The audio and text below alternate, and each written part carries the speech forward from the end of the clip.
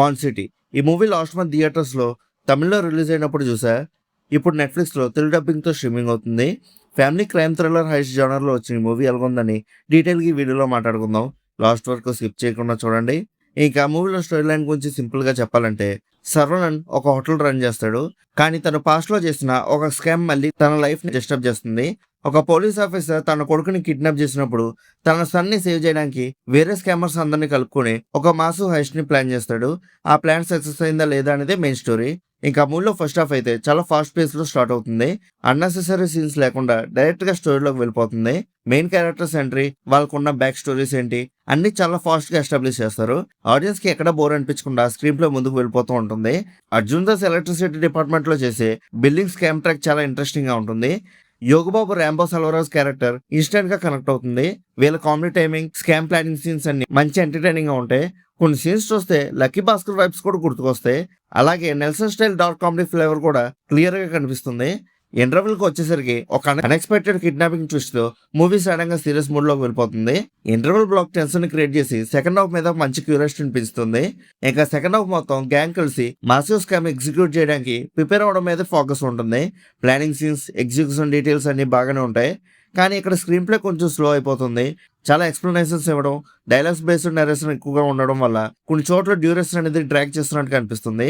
కొన్ని logical loop holes ఉన్నా కూడా నోటిసబుల్ గా ఉంటాయి. క్యారెక్టర్స్ మధ్య ఫ్యామిలీ బాండింగ్ సడన్ గా డెవలప్ అవడం, కొన్ని మోటివేషన్స్ అనేవి నేచురల్ గా అనిపించవు. ఈ పాయింట్స్ సెకండ్ హాఫ్ మీద కొంచెం ఇంపాక్ట్ అనేది తగ్గిస్తాయి. క్లైమాక్స్ కి వచ్చేసరికి కిడ్నాపర్ థ్రెడ్ ని స్మార్ట్ గా రిజాల్వ్ చేశారు. ఇంకా పెర్ఫార్మెన్సెస్ విషయానికి వస్తే అర్జున్ దాస్ ఈ సినిమాకి బిగ్గెస్ట్ స్ట్రెంత్ అని చెప్పొచ్చు.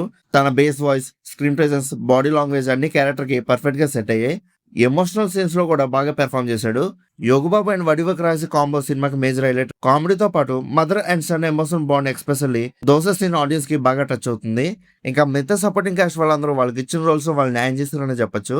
ఇంకా బీజిఎం అయితే సినిమాకి one of the plus point. Songs అయితే బాగున్నాయి, కానీ స్టోరీ ఫ్లోని ఎక్కడా డిస్టర్బ్ చేయకుండా ఒక పర్ఫెక్ట్ ఫ్లోలో అలా వచ్చి అలా వెళ్ళిపోతూ ఉంటాయి అంతే. ఇంకా cinematography was too good.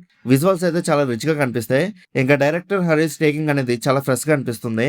Nelson style dark కామెడీని local style crime drama elements తో మిక్స్ చేయడానికి మంచి అటెంప్ట్ చేశారు. విజువల్ ఎగ్జిక్యూషన్ బాగున్నా సెకండ్ హాఫ్ రైటింగ్ మీద ఇంకొంచెం వర్క్ చేసి ఉంటే సినిమా ఇంపాక్ట్ అనేది ఇంకా స్ట్రాంగ్ గా ఉండేది. లాజికల్ కన్సిస్టెన్సీ మీద కూడా కొంచెం కేర్ తీసుకుంటే బాగుండేది. ఇంకా ఓవరాల్ గా మూవీ ఎలా ఉందని అడిగితే నాకైతే నచ్చింది. ఫస్ట్ హాఫ్ ఎంగేజింగ్ గా ఉంటుంది. పెర్ఫార్మెన్సెస్, బీజిఎం, విజువల్స్ అన్ని స్ట్రాంగ్ గా నిలబడతాయి. సెకండ్ హాఫ్ లో కొంచెం ల్యాగ్, కొన్ని లాజికల్ ఇష్యూస్ ఉన్నా కూడా ఓవరాల్ గా ఎంటర్టైనింగ్ ఎక్స్పీరియన్స్ ఇస్తుంది ఈ movie. Crime thrillers, heist movies అంటే ఇష్టపడే వాళ్ళకైతే మాత్రం ఈ మూవీ డెఫినెట్లీ నచ్చుతుంది. ఒకవేళ మీరు ఆల్రెడీ మూవీ చూస్తుంటే మీకు ఎలా అనిపించిందో కింద ఉన్న కామెంట్ సెక్షన్ లో చెప్పండి. అలానే ఇలాంటి మూవీ రివ్యూస్ కోసం మన సినిమా వెబ్ ఛానల్ సబ్స్క్రైబ్ చేసుకుని బెల్ ఐకాన్ కూడా ఆన్ చేసి పెట్టుకోండి. మా వీడియోస్ మీరు మిస్ అవ్వకుండా చూడగలుగుతూ ఉంటారు. ఇంకా మళ్ళీ మనం నెక్స్ట్ వీడియోలో కలుసుకుందాం. బై.